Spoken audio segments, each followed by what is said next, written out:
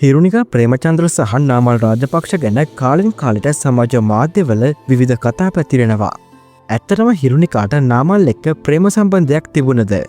මේ සම්මුඛ සාකච්ඡාවක් අතරතුර හිරුනිකා ඒ ගැන කිව්ව කතාව උපුටා ගැනීම. ගොඩක් අය හිතනවා නාමල් එක්ක මම යාළු වෙලා හිටියා කියලා. එහෙම කිසි දෙයක් වෙලා නැහැ. එහෙම කිසි දෙයක් තිබිලා නැහැ. මට තේරෙන්නේ අනේ මිනිස්සු මම දැක්ක මේ ළඟදි දාලා තියෙනවා නාමල් එක්ක මට හෙන වෛරයක් තියෙනවා මට එයාව බදින්න බැරි වුණ නිසා කියලා. ඒ ගෙදර පිරිමි ළමයි 3 දෙනෙක්නේ හිටියේ. නාමල් අවුරුද්දක් වැඩිමල්. අපි ඒ ගෙවල් වලමයි හැදුනේ. ශිරන්ති මැතිනිය සාමාන්‍යයෙන් දුවර නැති හින්දා එයා හරි ආසයි දුවරට.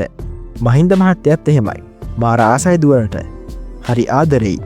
එතකොට ඒගොල්ලන්ගේ ගෙදර අපි නිතර යන නිසා පොඩි කාලෙත් අයියලා නංගිලා වගේ හැදිච්ච තැනක එහෙම හැඟීම් ඇති වෙයිද? මඩ ගහන අයට ඒව තේරෙන එකක් නෑ. මම බඳින්නම කියලා හිතාගෙන කෙනෙක් එක යාළු වෙලා හිටියා. ගෙවල් වලින් කතා කරපු එකක්. ඒක තාත්තා නැති වුණාට පස්සේ ඒක නැති වුණා. උපුටා ගැනීම අවසන්. මේ වගේ ගොසිප්ස් ඉදිරියටත් බලන්න සබ්ස්ක්‍රයිබ් කරලා ඉඳී සිටින්න අප සමග.